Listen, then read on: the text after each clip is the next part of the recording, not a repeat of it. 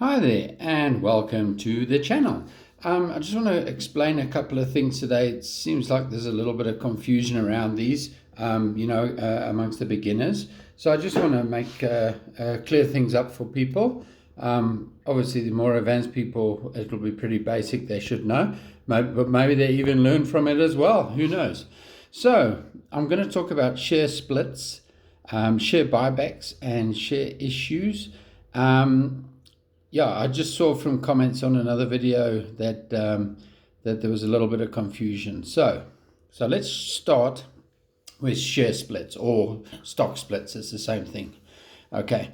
So in other words, what happens? A stock split or a share split doesn't affect the actual your holdings at all. It doesn't affect your value of your holdings of that company at all. What it doesn't affect the market cap. Now, market cap is the share price times by the shares in issue. Okay. Now that equals the market cap. So in other words, you take the share price times by the amount of shares in issue gives you the market cap. The market cap is what the market values that company at. In other words, it could be hundreds of millions, billions, could be trillions. That is the price, and obviously when the price goes up, the market cap will go up. Now with the share split, it doesn't affect the market cap at all. It doesn't affect your value of the shares you hold. What it does, if for example they can have a 2-for-1 split, they can have a 5-for-1 split, the 10-for-1 split. What it does, it just makes the share more affordable for everyone. In other words, say for example, the share is $1,000 a share.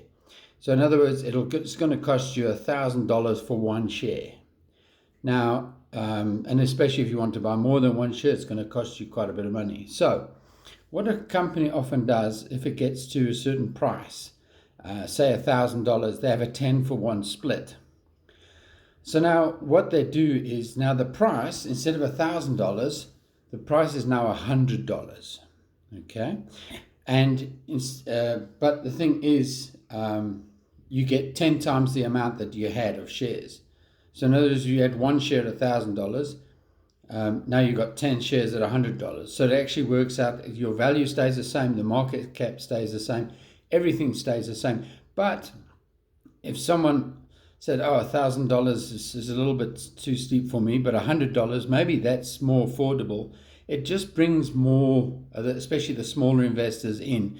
You know, obviously you can buy fractional shares and stuff, but it just gives you, and you'll often find that when the share has been split, then the price will go up over time, because obviously, but the valuations and stuff is exactly the same.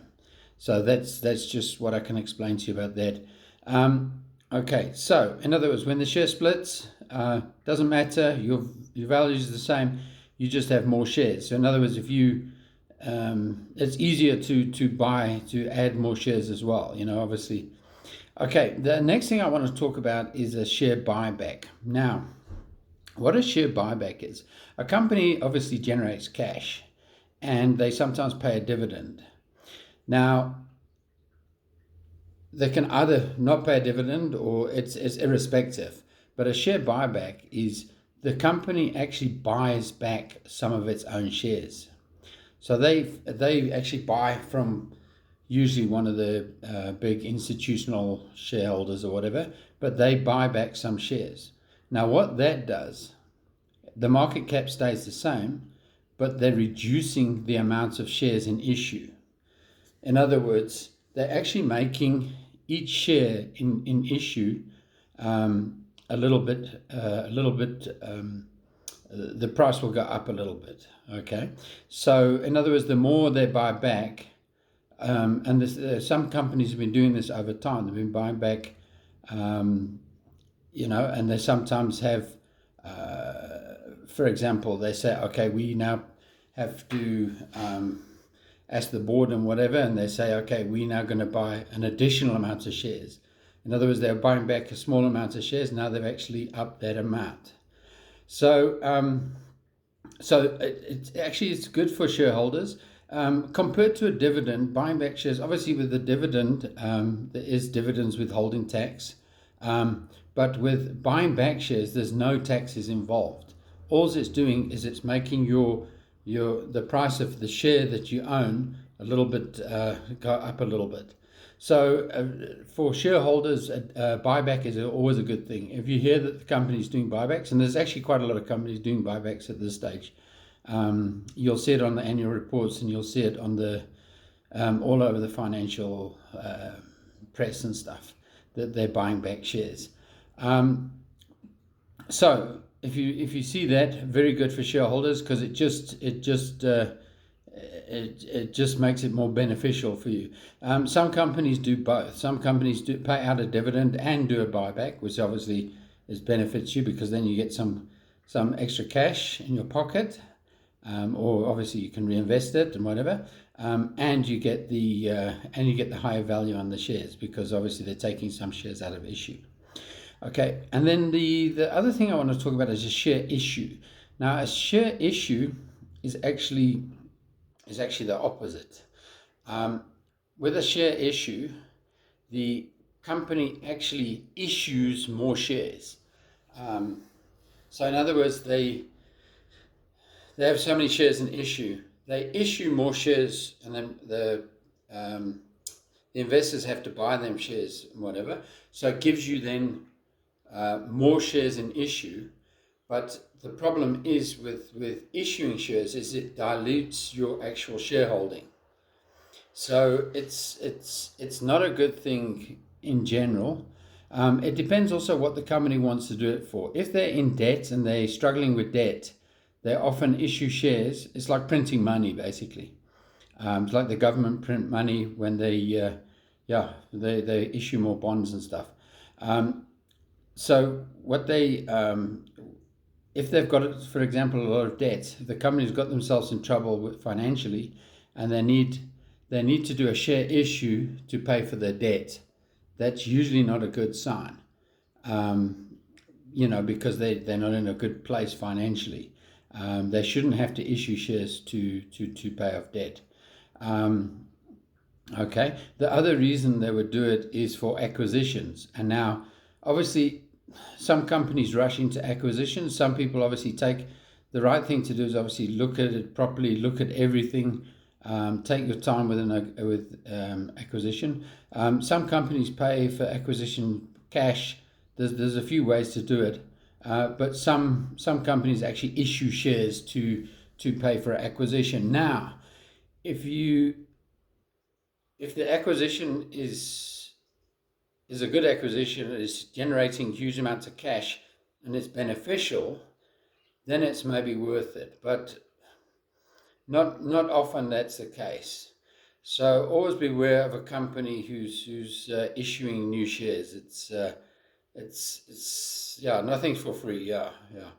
Okay. So, and then the other thing I want to talk about as well, especially amongst the people who haven't really invested before, is they look at a share price and they actually think, okay, I'm looking at a share to buy, and they look at two different shares or stocks, and they actually say, okay, this one is, let's say, $25 or 25 Rand or whatever it is. Let's say 25 Rand.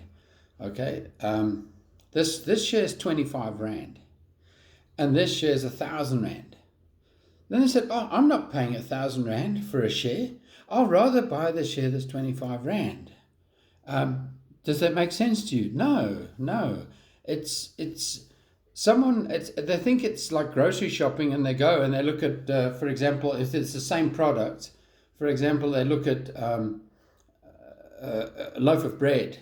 They see that one loaf is 15 Rand and the other loaf is 20 Rand. Oh, I'll rather buy the 15 Rand loaf because it's cheaper. With shares, it doesn't work like that, because you're buying a part of the business. So in other words, a share price at 25 could be overvalued, and a share price at 1,000 could be undervalued. So you have to look. You can't just look at the price per share and think because it's less, it's more, it's a better buy. Definitely not. Definitely not. And I've seen people think this, but unfortunately that is definitely not true. But that, like I say, it is for the beginners, that one.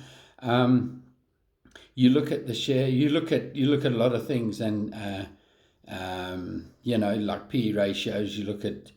You look at dividend yields. You look at future growth. You look at cash flow. You look at the balance sheet. You have to look at everything, and then look at it. And the thing is also, buying a share at a lower price. You think, oh well, the share price is low. Let's say the share price is $2 a share. Oh, the price is only $2 a share. Oh, it's only $2 a share. Yeah, great. If it goes from $2 to $4, you double your money. If it goes to $10, you 5 times your money. Yeah. So if it goes up immensely like that, you can make a lot of money.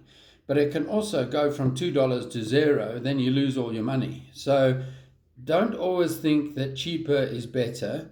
Always look at the fundamentals. Always look at the fundamentals. Always look at the prospects. Some of the startup companies in the startup phase have lower prices, and obviously because they haven't made a profit yet, then the prices are low. But look at the potential. Look at where they can go from here, and then look at investing in that company. But just a disclaimer: I'm not a financial advisor, so don't take that as financial advice. But I hope it was educational for you guys, and I hope you managed to learn something. And yeah. But always, please like and subscribe, and always do your due diligence. Look into your companies. You need to actually look at each individual share on its own. The market can go up, and shares can be going down, and vice versa. Sometimes the market can be going up, and then the share price is dropping for whatever reason. Then sometimes the market starts turning down, and it actually starts going against the grain. So so you have to look at each individual company, and be patient. If sometimes a really good share is the price was dropping, for example, and stick with it. And if you know that the fundamentals are good, everything is good, the future is good for that company. If everything is positive and the share price is dropping, then stick with it, possibly buy more as it goes along, and you'll see that it will turn around. It will turn around with time. So so don't be spooked out. Sometimes it's worth it to sell out, to put a stop loss and just sell out if the company's fundamentals are not good. But if the company's doing well, stay with it. It's a long-term game for most of us. 5-10 years, you're looking at. Some people look at day to day, and they So you need to. Best thing is to invest for the long term. And good luck to all of you. And Christmas is coming up soon.